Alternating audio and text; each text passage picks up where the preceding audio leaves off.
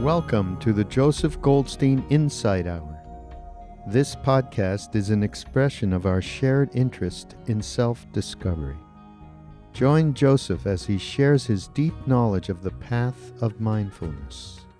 If you are interested in supporting this podcast, please go to BeHereNowNetwork.com/Joseph. In many respects, we can see meditation as an exploration, as a science of the mind. Because the mind and body are following natural laws, and meditation is a way of exploring those laws. So in that sense, it's quite precise and scientific in its introspective method. The Buddha taught with great precision about the liberating insights of the Four Noble Truths and the understanding that attachment is the basic cause of suffering. And he taught with tremendous clarity about the possibilities of freedom. He characterized the whole path as coming to the end of suffering. But meditation is also an art. It's not only in the scientific mode, it's also in the artistic mode. And tonight I want to speak about one particular quality of mind that needs to be practiced and understood in the context of meditation as an art, because it's a very powerful force that needs a very delicate touch. And so we need to understand kind of the nuances and how to work with it in a very delicate and yet impactful way. So the Pali word for this mind state, and Pali is the language of ancient India, and the texts have come down to us in the language of Pali. It's very closely akin to Sanskrit. So the Pali word for this mind state is virya. Virya. And it's usually translated as energy or effort, although it has many other connotations, but these are the two that I'm going to really focus on this evening.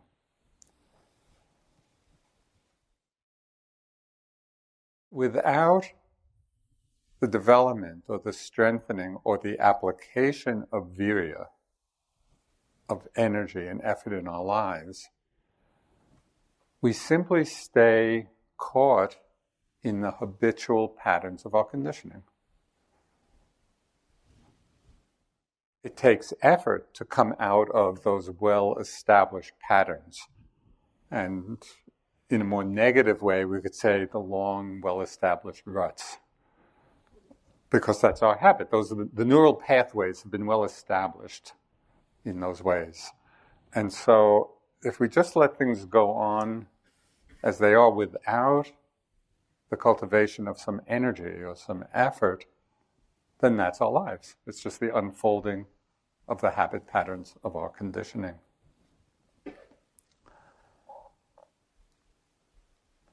One of the problems in understanding virya is that the word effort in English has many connotations, and it's very easy to misunderstand what effort means in the context of meditation practice.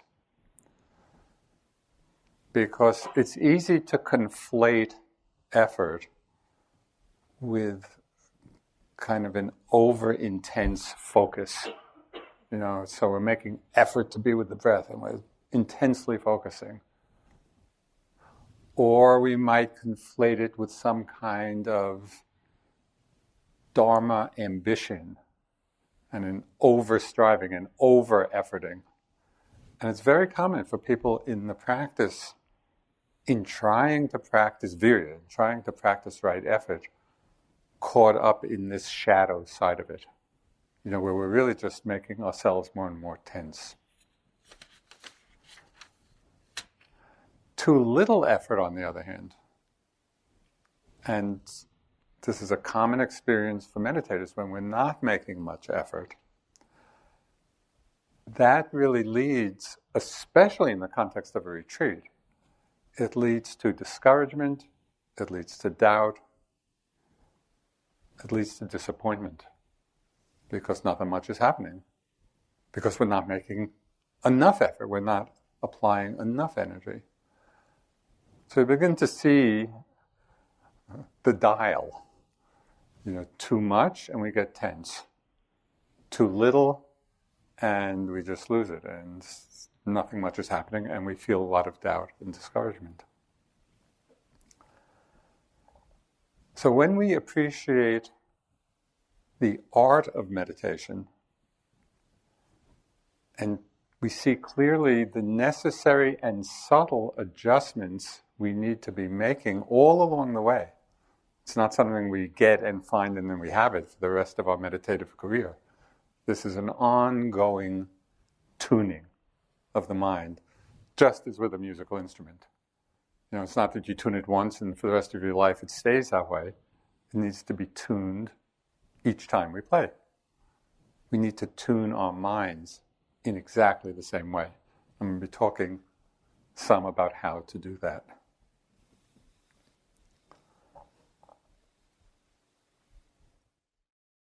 When we are, it arouses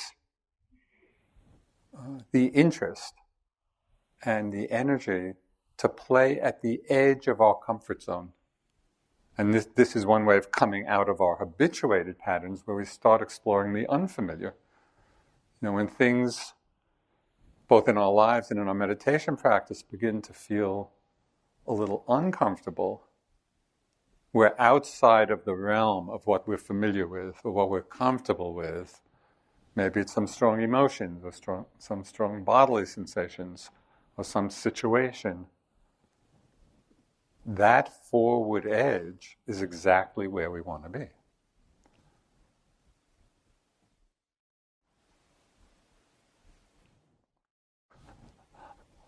I'm doing a little internal editing because the talk is long and these extraneous stories come to mind.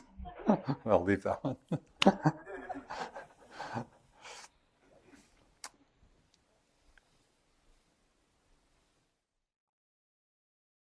It's only if we arouse the energy to play at the edge and have interest in discovering what can be learned there, that's what's going to take us out, basically, of the dream of our lives. We're just living in the dream of our thought, emotional, physical patterns. We're just going along, the momentum of that. So to awaken from that and to see other possibilities, it takes some effort, it takes some energy. At the beginning of a retreat, or at the beginning of your practice, very commonly, people experience the mind, and this is a phrase I read someplace, describing the mind as tumbling like a waterfall.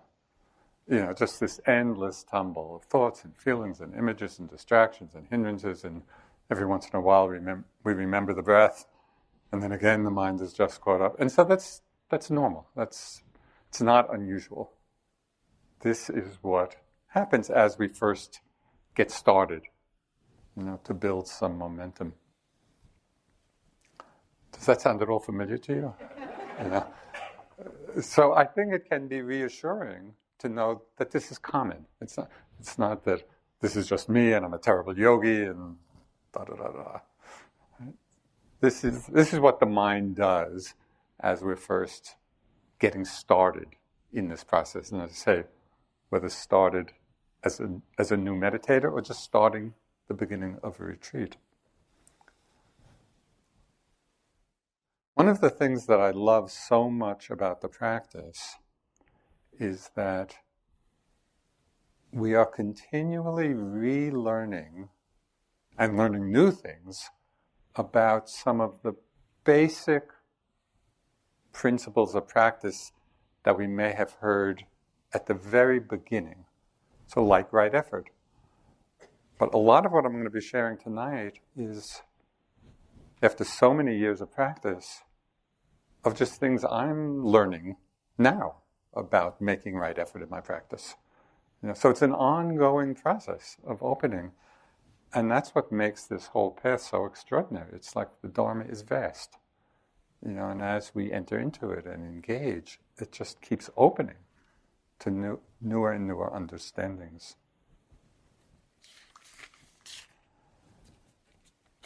So begin just by talking about the very simple effort that we make to be with our primary object of attention. Here we'll be using the breath as an example of that, but it applies equally well to any other anchor you may be using as a way of stabilizing the attention. So it might be the breath, it might be the whole body, it might be some touch points, it might be sound. Different of you will find different primary objects to come back to as a way of stabilizing the attention. But for now, I'll be using the breath as an example of this.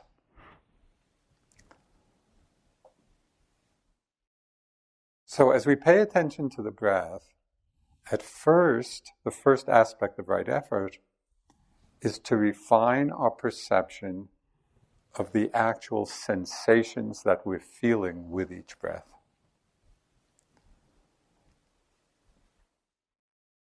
At first, maybe it's just we know we're breathing in and out and we don't even feel any sensations. But we know we're breathing in and out. That's enough. That's the beginning. We're there. But as we continue, we go from the simple knowing we're breathing in and out. Maybe the next step would be, or the next thing that might happen, the mind might start overlaying a subtle kind of image on the breath. So maybe we feel it like waves. And so we actually picture a wave coming in, a wave going out. It might be some other image as well. And that's okay. That's also helping us connect with the experience, but it's still an image. It's still a concept. So we drop down even further and come closer, and we begin to feel the very specific sensations of each breath. So it might be feeling the coolness or the warmth. Maybe a tingling, maybe a vibration, maybe a slight pressure. There are very specific, ordinary sensations. That's the level we want to be on. To come in close enough to feel the sensations, the flow of sensations within each breath. And so one of the first insights that happen from doing that is we realize that the breath is not one thing. It's not like the in-breath is one thing and the out-breath is one thing. The in-breath, it's like there's a whole series, a flow of sensations constantly changing. So we begin to break up the perception of solidity. Right? And we see that what we're calling the breath is actually a flow of what we might call microscopic sensations. Very subtle flow. By paying attention carefully, we begin to experience that.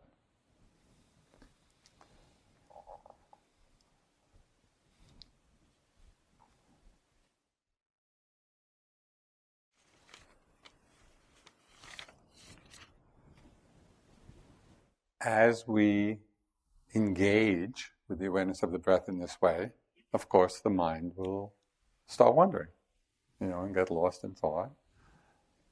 Every time we become aware that we're lost, the practice at this point in the retreat is simply to come back and begin again. So those two words are like a magic mantra. Begin again. There doesn't have to be any judgment, there doesn't have to be any assessment, there doesn't have to be any big story. This is what's going to happen for everyone. We're with the breath, and for however long, mind wanders, we become aware of it, begin again. Begin again. Begin begin again. So it's very simple. It doesn't have to be complicated, and it doesn't have to stimulate any reactivity. It's just, this is the process. This is what happens. And it's the beginning again that strengthens and begins to stabilize our ability to stay with the breath. So we just keep doing it over and over again.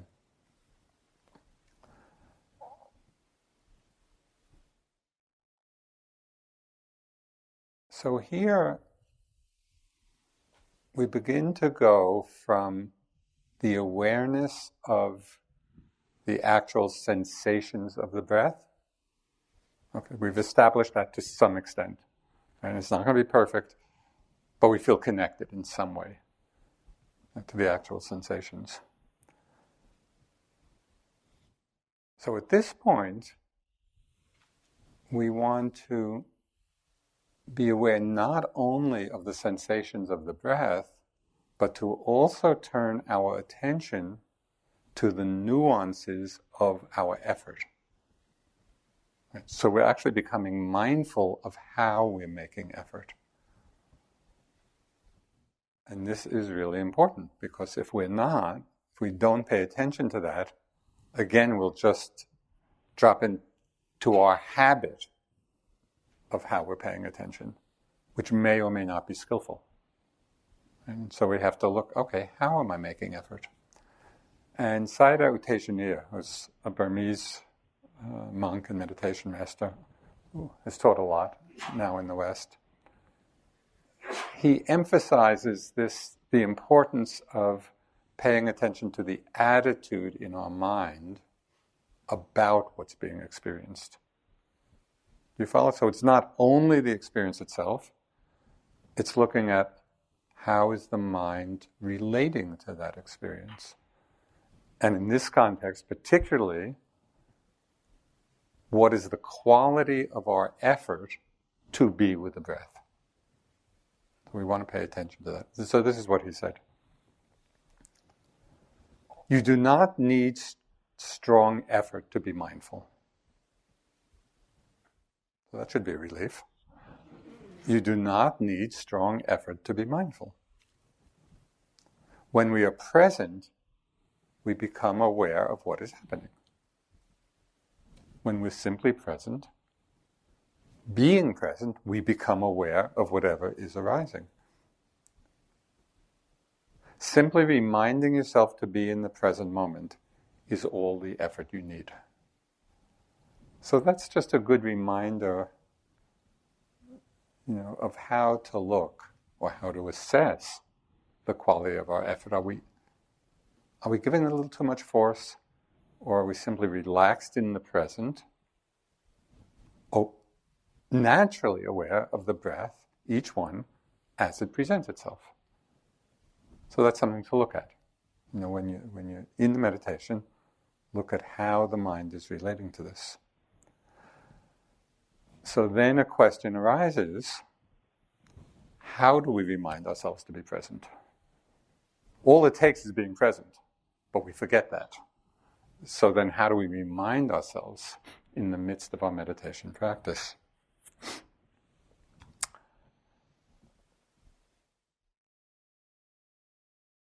So there are two elements to this exploration. The first of them, which I alluded to briefly, is becoming aware of the breathing process itself. Because a common tendency for people is, when we're attending to the breath, very often people experience that initiates some kind of controlling of the breath. When we start to really be with it, somehow the very act of attention on it very often creates some kind of controlling mechanism. We're controlling the breath in some way.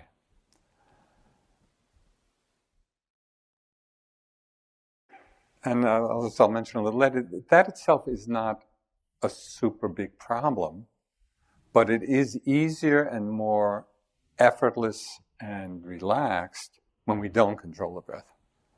So just a few little suggestions. If you notice that you are, and it can be really subtle. It's not that you're doing, heavy breathing, but even just subtle control or interference with it. If you notice that that's what's happening, a couple of ways of stepping back from that and allowing the breath to just come in its own natural way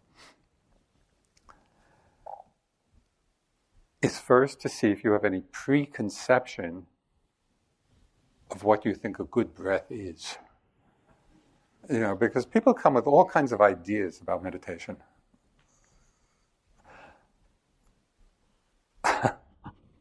And most of them are useless.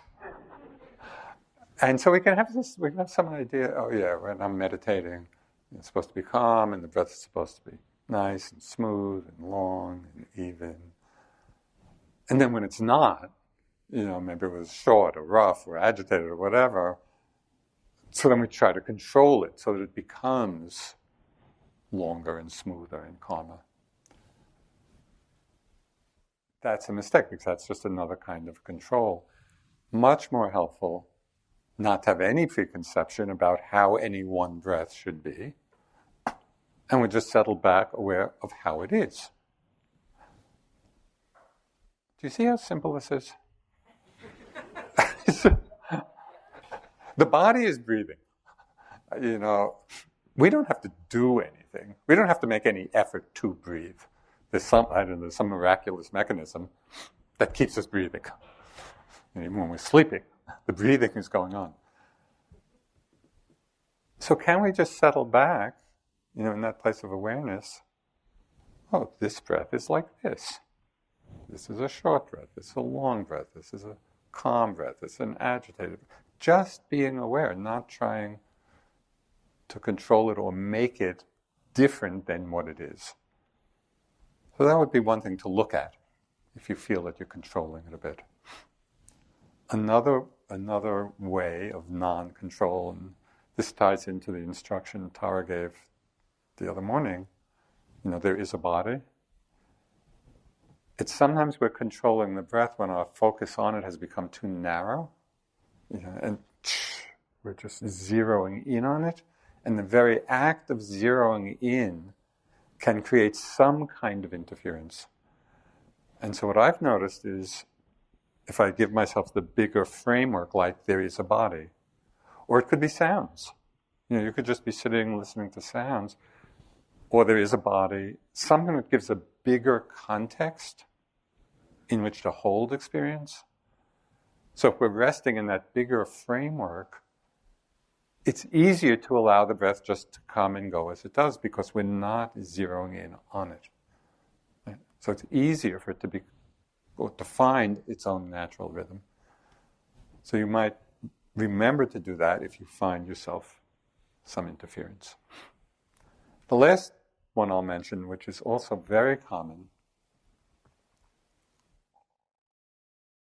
is that in a pattern of breathing, very often there is a pause between the out-breath and the next in-breath. In, out, and a pour in, out.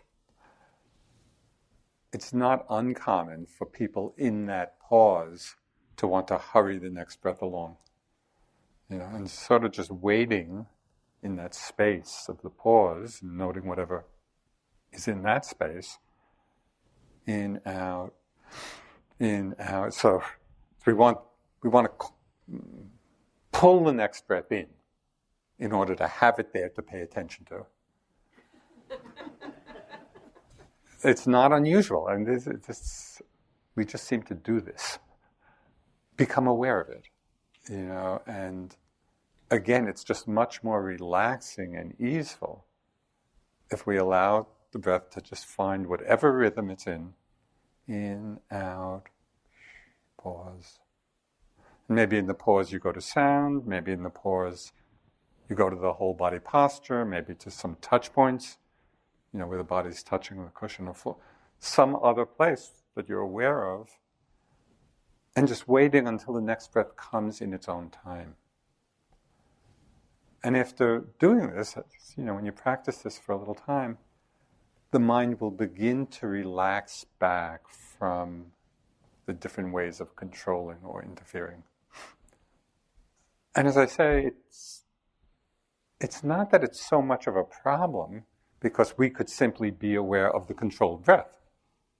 We're feeling the breath in that way, and now the breath is controlled. So it's very possible to incorporate even that into the practice, but it is more relaxing and more easeful. And the whole energy system kind of softens when we're not interfering. So it would be worth just exploring a bit.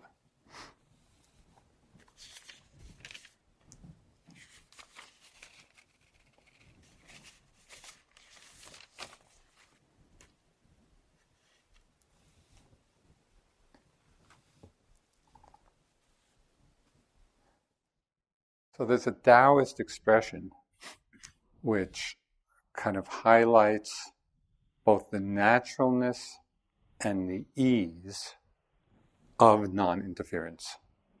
Not only with the breath, but with our whole life process. And I think this is from Lao Tzu. Sitting quietly, doing nothing, spring comes and the grass grows by itself. Nature doesn't need us to help it along. Can we just sit quietly, do nothing, but be aware?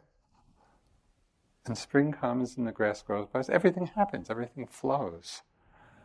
So it might be supportive for you or encouraging for you to realize that when you're with the breathing, or you're practicing being with the breath or any other experience in this way, of just letting things come and go in their own time, no rushing, no pushing, no pulling in, we're just back and open and receptive, that every time we're doing this,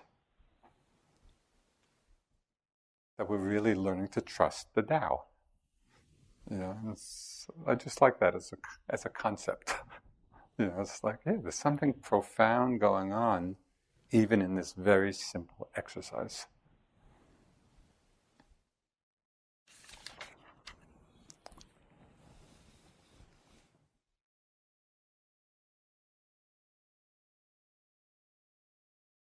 Okay, so the next step in right effort, and this is particularly what I've been exploring recently in my practice, and I found it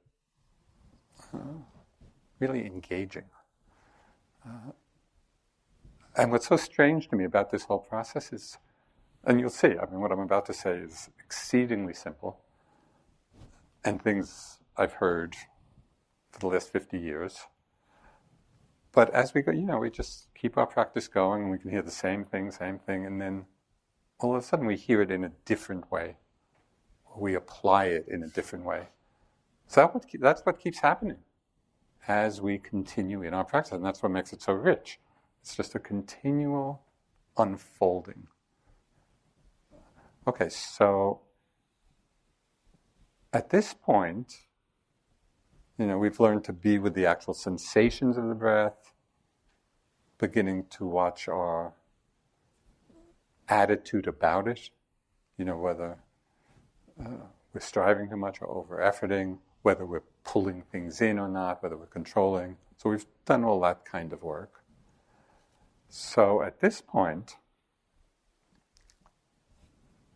the emphasis is on the intention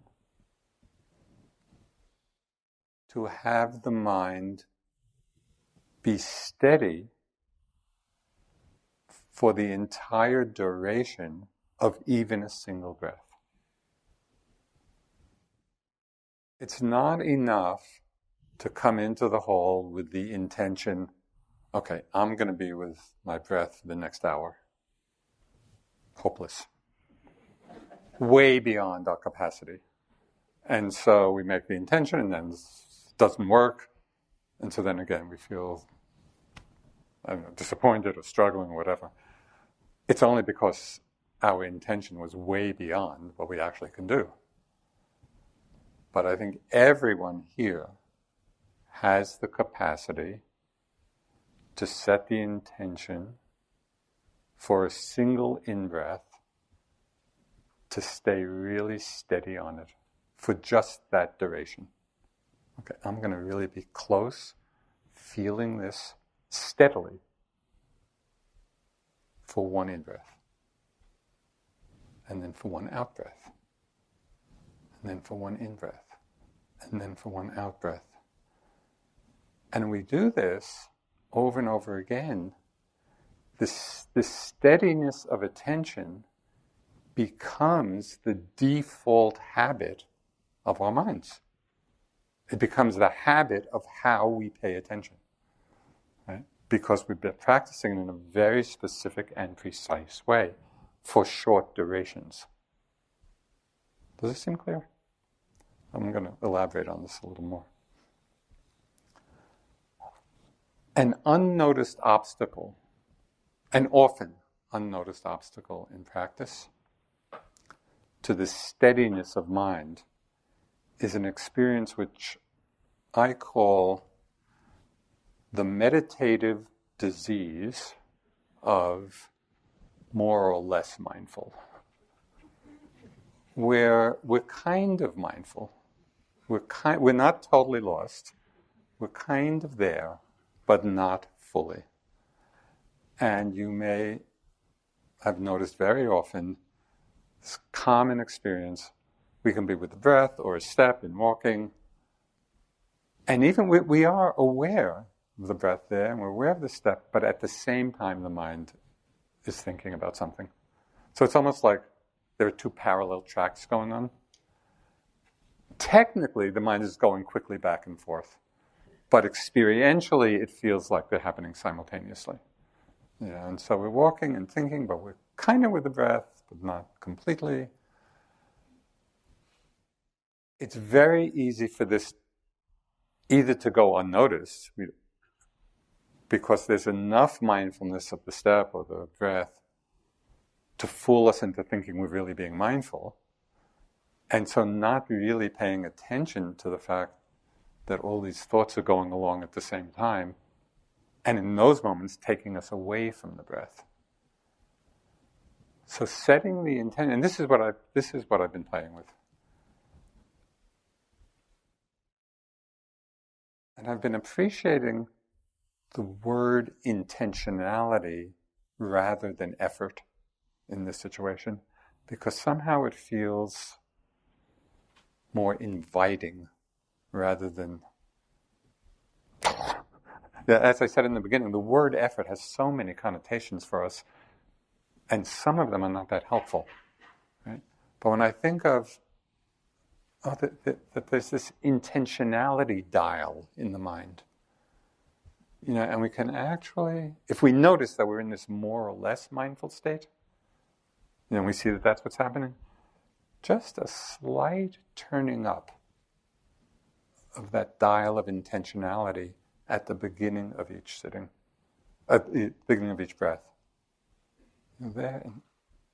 And at first you might actually formulate it, as words in the mind, but that's just as a beginning. After a while, you don't even need the words. But the beginning might be, okay, I'm going to be steady with this breath for the entire duration. So you're really setting that intention. And so you do a few breaths and you notice how that is. Is the mind really closer and more steady? Or is it still somewhat, going off on that parallel track of thinking? If it is, so the next breath, you just turn the dial of intentionality just a little bit. This is the art. It doesn't take much. It takes the slightest turning up of that intention.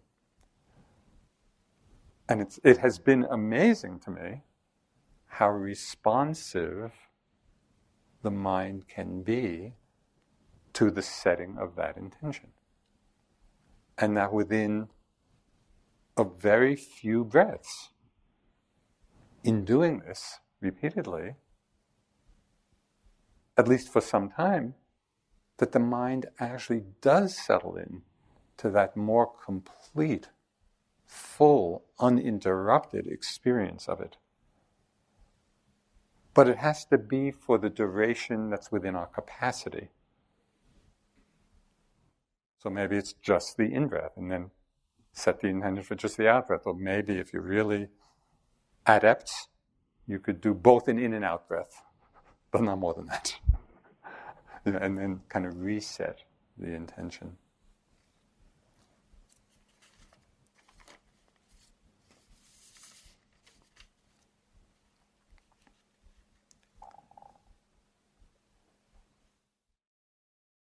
So again, everything I'm saying about the breath and the setting of the intentionality to stay with it fully, and notice when we're not, notice when we start getting into that more or less mindful space, and then just upping the intention a little bit. Everything I've said about this with regard to the breath is equally applicable to everything else. You can apply this in the walking, in eating, in taking a mouthful of food. So it's a general principle of how to actualize the deepening and strengthening both of concentration and mindfulness. And as I said, it's a quicker process than you might imagine if you take it or do it in this way. If you don't, and we're just going along, we're doing the practice. So even when we're in that more or less mindful state, there's mindfulness there, and we're learning, and the practice is deepening. But it's a much slower process because our attention on this very subtle level is divided. And I've just been amazed, and again, this is kind of recent, of how powerful it is and how immediately effective it is when we set the intentionality to be steady with each small unit of experience. So is it pretty clear to you what I mean by the steadiness of mind? That it's just on the object, it's not in that more or less place. So this really transforms the practice. And very likely, hopefully you'll be interested enough to try this. And then I could well imagine you try it a little bit, and then, I don't know, the mind gets bored with it, or just we fall back into the old pattern of more or less mindfulness. So don't expect it to be perfect, just as we begin this practice. But I think you will have enough of an experience, even if it's for short periods of time, of how effective it is, which will hopefully then be an inspiration for you to actually apply this more and more often in the practice. This fullness of attention has many benefits. I mean, this is a powerful deepening of the. It's a level jump or a level. It's a significant deepening of the practice when the mind drops into this level of steadiness, and there are many, many benefits from it. It can save a lot of times of distress. I'll just tell you one story. This goes back, I think it was 1985. I was doing a retreat in Nepal with Sayadaw Pandita. And the conditions in the monastery there were terrible. I realized there were about 5 of us in one room sleeping on a cement floor with just whatever mat we had happened to bring with us. The food was not that great. The room was right next to the latrine, so all the odors were. It was just. It's like. It's a little aside. There's a travel book written by the Australian Bruce Chatwin, and the title of the travel book was what am I doing here? Because on account of all the horrible places he went as a travel writer. You know. So that can often come up in the meditation. What am I doing here? So I go into Sayadaw Pandita and I kind of report, on what my experience is, and kind of grumbling in my mind. And all he said to me was, be more mindful. And my first thought in my mind was, thanks a lot. Don't you realize how bad the conditions are? But that's all he said. So I went outside and, well, he's this great teacher and this is what he told me. Why don't I try it? So I was doing walking meditation. And I just became more mindful in just the way I've been talking about. More deeply connected, not in that more or less place where I could be walking and still having all these thoughts about how terrible the conditions were. Just fully in the experience of the sensations of movement. And all of those distressing minds had completely disappeared. There was no room for them. And the mind got more concentrated, it got more peaceful. So it was amazing. It was just the most simple and one could even say generic instruction. It hit exactly the right point. Because a lot of our distress and difficult emotions and all of that comes when we're not really being carefully mindful. So to just explore this for yourself, you should not believe anything I say. You really shouldn't, because that doesn't get any place. Everything I say is just an invitation for you to look for yourself. These are just suggestions that I've found helpful over the years of my practice. Try it out and just see if it helps you. And you may discover your own ways of deepening. So take it in that spirit. This is all an exploration.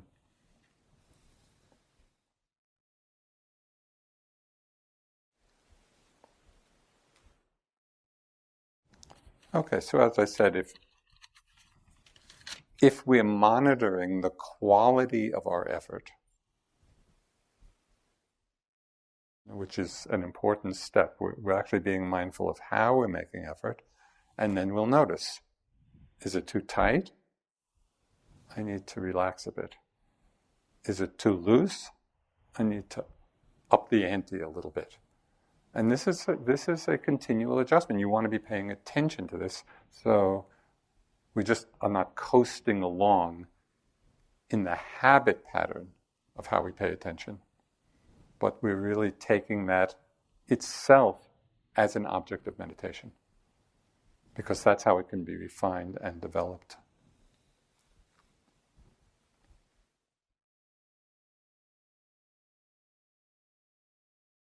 Okay, one more way of dropping into the continuity and immediacy of experience.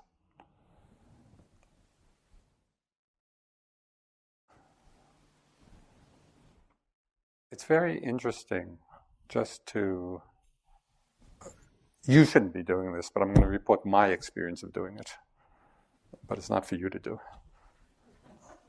Which is just when I'm walking in through the center and just watching, people.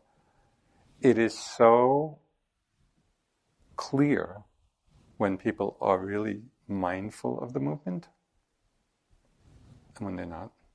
It's completely obvious, and it's common because we're so often, especially in transition times of going from one activity to another, or in the midst of some activity that we need to get done, we kind of get into this rushing mode of leaning forward.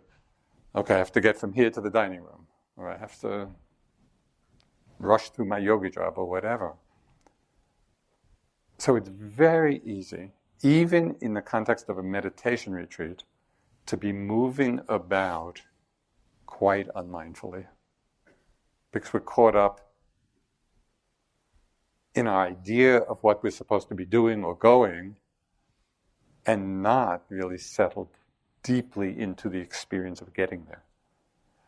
So one way of doing this is in the walking, as I mentioned, sometimes we can be aware just of the fact that we're moving, but we can also be aware of the sensations involved in the movement. So it's just a different level of embodiment. In the first, we're kind of there. I mean, we know we're moving, so it's not that we're totally lost, but we're not fully embodied. But if, as we're walking, we are actually in touch or feeling the sensation, the felt sensations of the movement, that really gets us into the inside of our body, so to speak. And we're really full in the experience of it. That makes a huge difference. I mean, I've just noticed for myself in practice, when I'm moving about embodied in that way, the practice is much more continuous.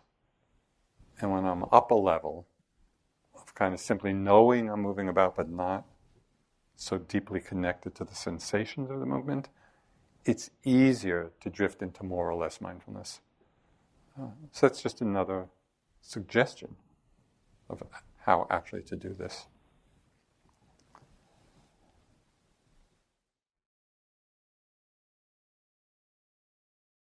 When Sayadaw Pandita first came here, the first time he taught was in 1984. And we didn't know him before then. As I'm sure you've heard different stories about him. Very demanding teacher. And inspiring. And so I and many of my friends and colleagues were sitting with him. And my colleague Sharon Salzberg was also on the retreat. And she told afterwards that, I don't know, maybe for the first, I didn't know exactly, but something like the first weeks of her practice, it was a 3-month retreat, practice with him, she would go in for the interview, and all he would say was, "What did you feel when you were brushing your teeth?" Of course, she had no idea. Okay, that was the end of the interview. So she went back and, okay, next time, really paying attention. Okay, what actually is being felt? Next time she'd come in all ready to report on that, but he wouldn't ask her that anymore. He'd say, "What did you feel when you're brushing your hair?" This went on for weeks. But she said, as tormenting as it was, it really, to an immeasurable extent, developed the continuity of her practice, realizing that everything is equal. Every activity we do, from the moment we wake up till the moment we go to sleep, and we divide the day on the schedule, but really it's the same mind-body process going on, and we want to develop that habit of continuous attention. So continuity, as we've talked about and will continue, is just super important, because that's what develops the momentum of mindfulness. And we need that momentum. It's the momentum which brings us to that place of real effortlessness in the practice. So I'll just give an example I mentioned in the group today. If we're learning to ride a bike, and we're just learning how to do it, it wouldn't do any good to say, well, just relax, get on the bike, relax, and then just pedal. They're going to fall over.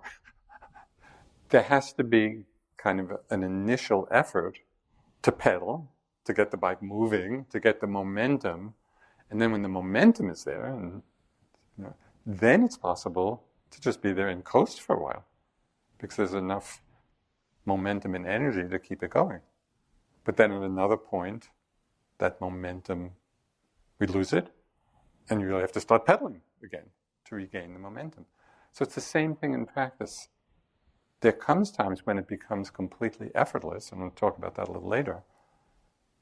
But we need to develop the momentum of mindfulness to actually get ourselves established there. So that's why understanding, and it's the reason I'm talking about right effort so much tonight, we need to understand how to apply it appropriately at different stages of our practice.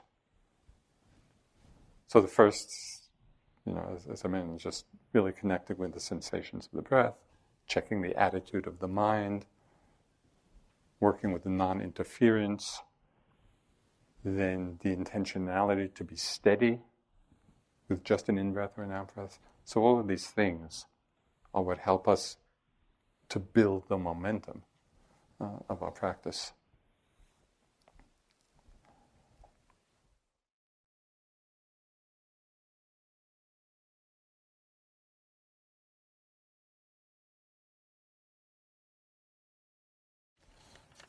Just want to emphasize that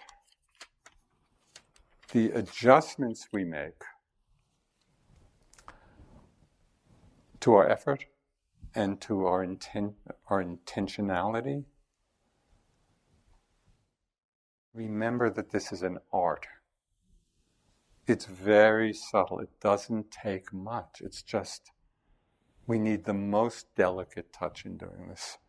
So it's not to jump in with this big crash and, okay, I'm going to make all this effort, and just the slight increase of our intention to be steady will have an effect.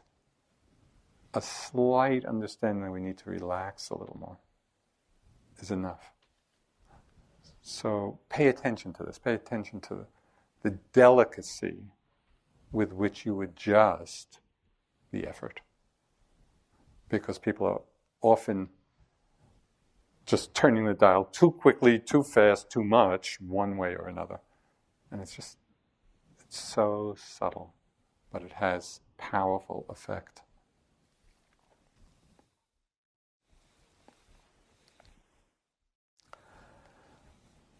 Okay, so we've gotten this far in the practice, it's moving along, we begin to get a sense of the right effort, and we keep adjusting it. So then at a certain point, which you've probably reached already, what we'll become aware of are different hindrances in the mind. That's the Buddhist jargon, hindrance, for seductive mind states that can really take us away from the path. And Walt is going to talk in much more detail about all of these because they're really important to understand more fully. I just want to mention in passing, so there's mindsets like desire and aversion, sloth and torpor, restlessness and doubt. These are the kinds of mind states that really become an obstacle if we don't know how to work with them. And each one has a very unique hook. It's very interesting. It's like, okay, how does aversion grab us? How do we get caught by desire? Or how do we get seduced by sloth and torpor? It's all very interesting to look at these mind states and see, okay, where is the seduction? Because we can know that they're not helpful, and yet get caught in them again and again. So this is part of the interest of the practice of just exploring our own minds, our own experience.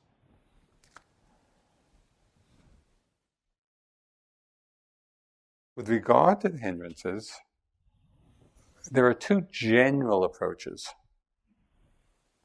And there's going to be a lot more specific detail. So this is just a general approach. So one style, with regard to the hindrances, which are unskillful mind states, and they just lead to suffering, is, we might call it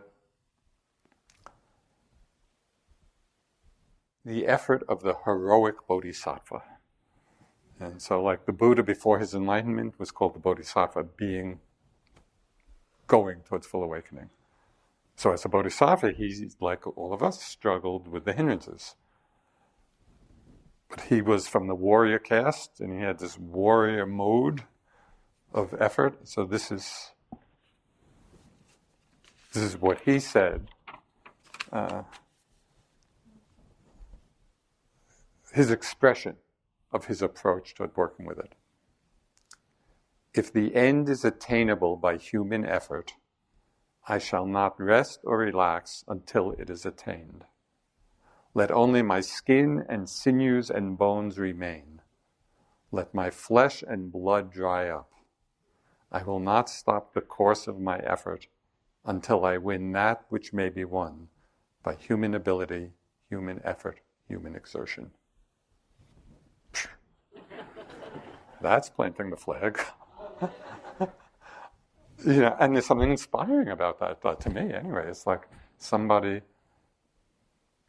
for whom that was the appropriate way, just arousing this heroic effort. I'm going to deal with this. It said on the night of his enlightenment, and this is the story anyway, he sat down with the resolve, I'm not going to get up from this seat until full awakening. Imagine coming into the hall with that resolution. You could try it. It's like, okay. But even if we don't quite reach his level of... But that is an approach. And there are some people for whom that's the natural approach. They're inspired by the challenge of difficulty. Okay, I'm going to do this.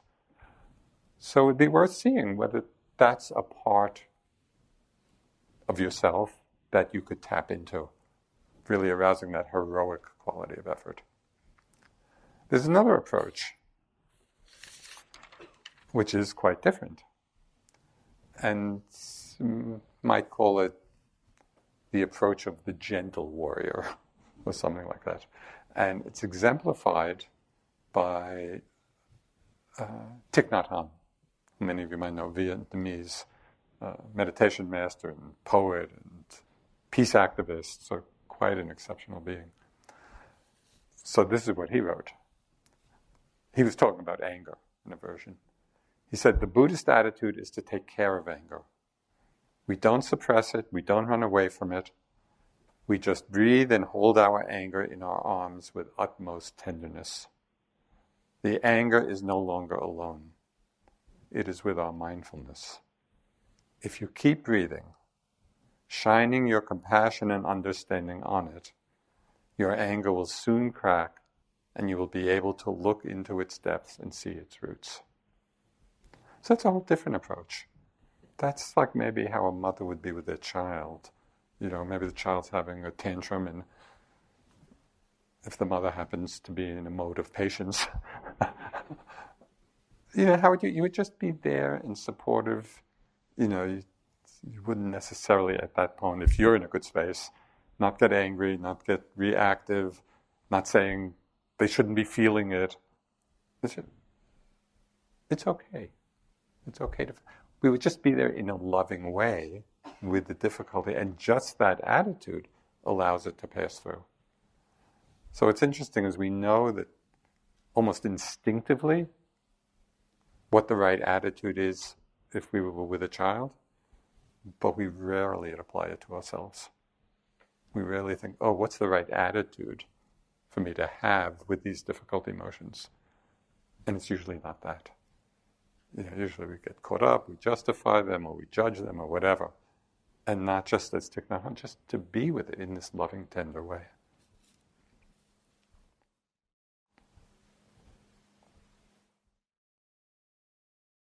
Both of these approaches are useful for different people and for each of us at different times. So, if we're filled with a lot of self-judgment, or self-hatred, or unworthiness, or that has been our conditioning for whatever reason, kind of this hard-hitting, heroic effort, I'm going to overcome these defilements, that may not be the right approach. It may just be increasing the self-judgment. And so if that's our mode, we would want the Thich Nhat Hanh approach. Just more gentle, more open, more tender with it.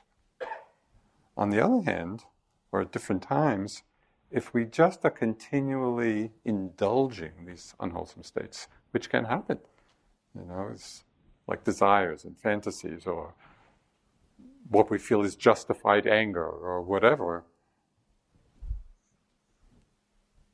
And if we're just endlessly caught up in these, then the more heroic approach might exactly be appropriate. Okay, enough. That can be done without aversion. And at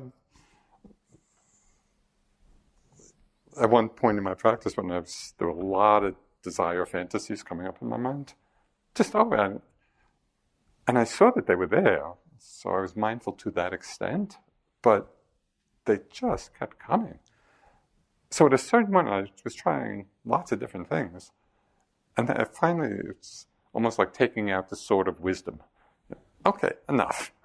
Joseph, do you want to think or get enlightened? It's like I gave myself a talking to. And it helps, because my mind had just gotten too allowing for it, for something that was unhelpful and unskillful. So do you see how at different times each of these approaches can be helpful? So it's not that one is right and one is wrong. We have to see what's appropriate.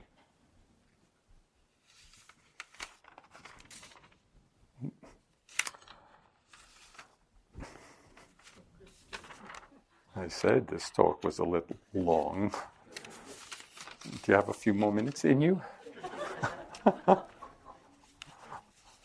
I'm very sensitive to this because my first teacher, Munindraji, would just give endless talks.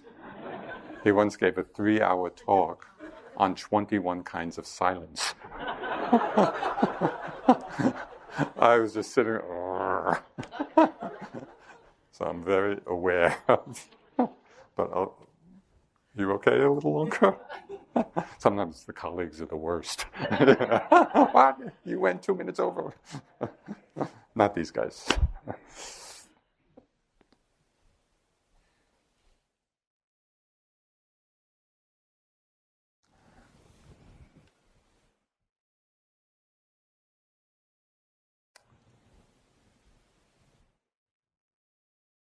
Okay, I'm trying to decide what to edit out and what to put in. So I think I'll just...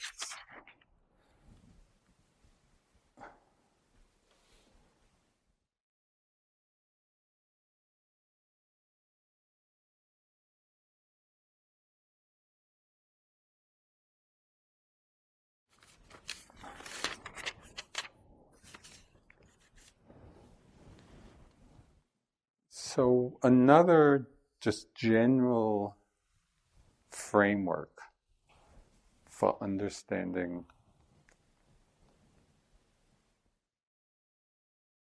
different approaches to practice and different applications of right effort.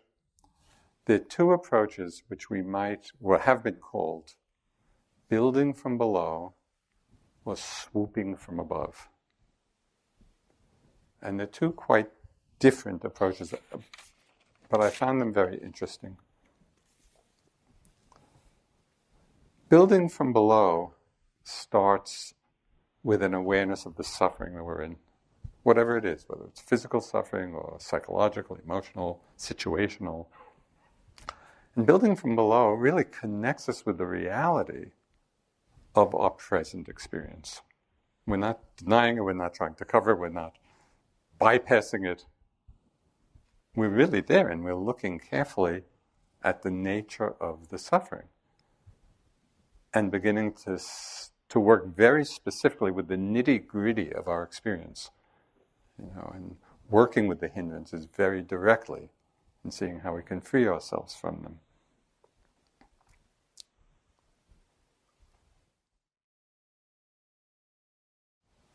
Building from below connects us with the immediacy of what's happening right now, and particularly in times of difficulty, in times of challenges. Swooping from above begins with a glimpse or even a momentary recognition of the open, innate wakefulness of the mind. That there's a quality of awareness or wakefulness that is innate to the mind. And so we could connect with the mind's essential purity. And then practice stabilizing that glimpse. So do you see the difference? One is just diving into the difficulties and the challenges and trying to understand them and work through them. The other, the swooping from above, is we touch or taste or recognize the essential purity of the mind that is already there. It's something we have to get. And we get a glimpse of that, and then, we practice stabilizing that. So both of these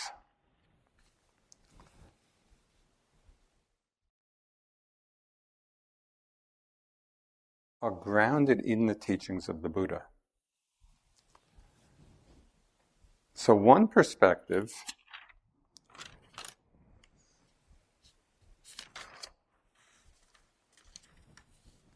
is highlighted where the Buddha said, I see no beginning to beings who, obstructed by ignorance and ensnared by craving, are hurrying and hastening through this round of rebirths. So this is samsara, beginningless.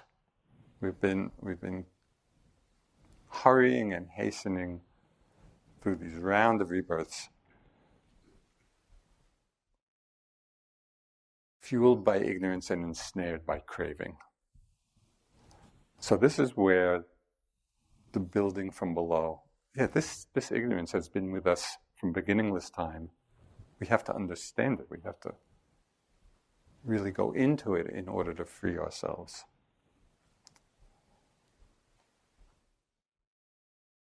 On the other side,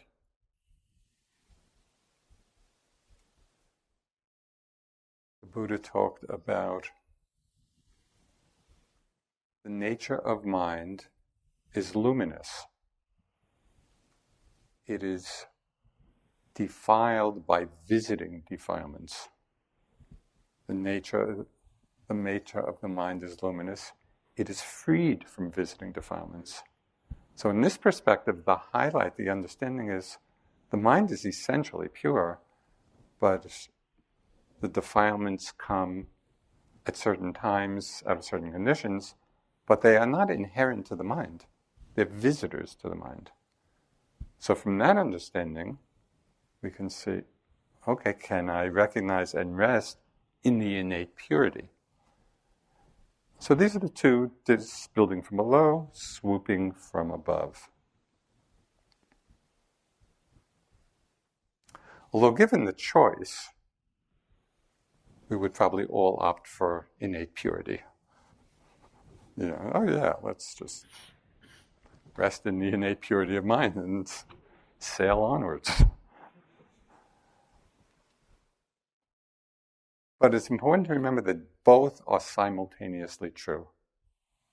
It's not that one is true and one is not. They're both true. And we need to be honest about where we are in our practice and see which perspective at any particular time will help. Because if we apply the wrong perspective, it just creates more suffering. So if our minds are continually distracted, just jumping from one thing to another, that is not uncommon. Just going along and we don't have any stability of attention or awareness. The suggestion, just rest in the natural purity of your mind, it's not going to have much meaning. We're not even able to rest with the breath. And so, to give this very high teaching, rest in the purity of the mind, it's just not appropriate for where we are. And the building from below will be much more helpful. We'll really go into the hinges and understand and develop some facility of freeing ourselves from them. If, on the other hand,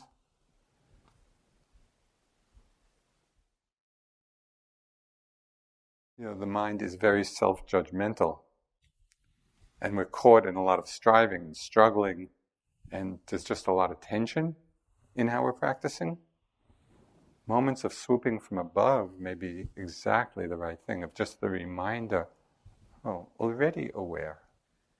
There's nothing I have to do to get it. It's already here.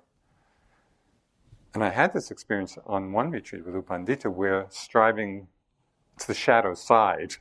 It's very easy to fall into the striving mode, in that system. So it has to be done skillfully. But at one point I was caught up in unskillful striving and wanting and expectation. But having been familiar with these other teachings, I just reminded myself in the midst, right in the retreat, but in the midst of that struggle, oh, Joseph, already aware. And it was amazing.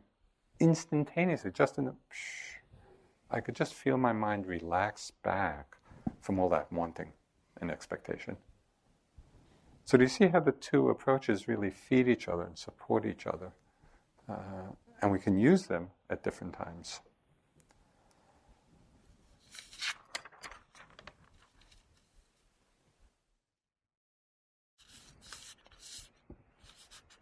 Okay, I'll close with two stories. They're actually they're stories of two Greek myths, which illustrate how each of these approaches, swooping from above and building from below, each one has a strength and a weakness. And the strength of one addresses the weakness of the other, which is why I found that somehow holding both allows us to navigate skillfully what our experience is, because we can apply the appropriate perspective. So the two myths. The first one is the myth of Daedalus and Icarus. So Daedalus was this master craftsman of ancient times who was being held on the island of Crete by the rulers, and he wanted to leave. So he crafted wings and applied, out of wood or something, and then applied feathers to the wings and attached it with wax, And so created some kind of wing, and this obviously is the story in the myth, and he was able to fly, with these wings. And he made a pair also for his son, Icarus, because they were both being held. And Daedalus cautioned his son, don't fly too close to the sun, because it's going to melt the wax. But Icarus, being this enthusiastic young man, and here he has his first set of wings, and he's flying through the air, and just went up toward the sun, and sure enough, the sun melted the wax. He fell into the sea and died. So if we're using the swooping from above in an inappropriate time or way, that's what can happen, right? Because we think we're applying some high, profound teaching, but we're not in a place at that particular point necessarily where that's going to be the right teaching. And so, oh yes, it's all pure, it's all innately pure and eternally aware, but if we're not in that space and we're just imagining that we're practicing that, we just come crashing down. On the other side, when we need that swooping from above, this is a poem from a book called Parables and Portraits by Stephen Mitchell. And this is about the story, the myth of Sisyphus. Do you know he was condemned to roll this huge stone up the mountain, and just as he reached the top, it would fall down to the bottom. And so his eternal punishment was that. So this is Stephen Mitchell's take on this myth, and I really like this. We tend to think of Sisyphus as a tragic hero, condemned by the gods to shoulder his rock sweatily up the mountain, and again up the mountain forever. So sometimes our lives may feel like that. We're just endlessly shouldering the struggle of our lives. The truth is that Sisyphus is in love with the rock. He cherishes every roughness and every ounce of it. He talks to it, sings to it. It has become the mysterious other. He even dreams of it as he sleepwalks upward. Life is unimaginable without it, looming always above him like a huge gray moon. He doesn't realize that at any moment he is permitted to step aside, let the rock hurtle to the bottom, and go home. Tragedy is the inertial force of the mind. And so this is the other side. We can get so caught in the story of our lives, and we all have our stories, and the challenges and the difficulties and the suffering and all of it. That's like the rock that we're pushing up this mountain. And in many ways, just as Stephen, his interpretation anyway, in some way we have fallen in love with our story, even when it involves a lot of suffering. And we just keep on the same patterns, doing the same thing again and again, which creates the same kind of suffering, not realizing that we're permitted at any time to step aside, let the rock hurtle to the bottom, and go home. So in this example, going home is that connection to the innate purity of mind, to the innate awareness of mind. We don't have to work through every life situation or every struggle or every difficulty and through analysis and investigation and all of that, although at times that's what's needed.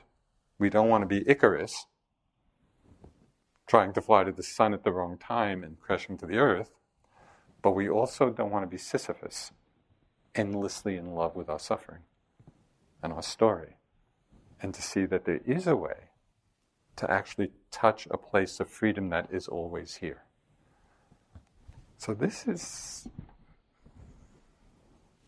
I hope you've gotten some sense of the dimensions of the practice and how right effort is just this exploration of, okay, how do I explore this whole domain? From the very specifics of working with the breath and the steadiness of mind, the intentionality, to the larger frame of understanding. What's our basic relationship and what's the appropriate response to the situations of our lives?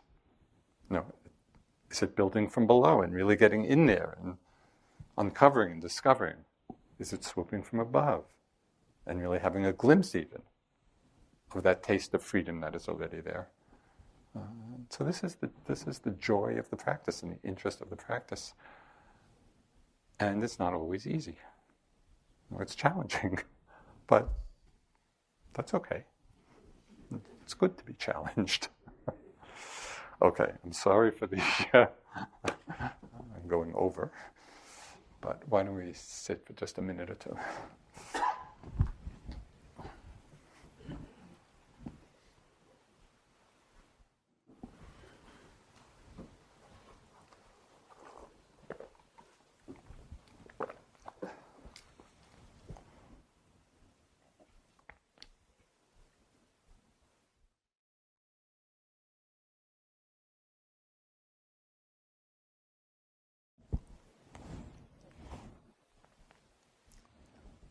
The merit of our practice and our time together be dedicated to the welfare and the happiness and the awakening of all beings everywhere.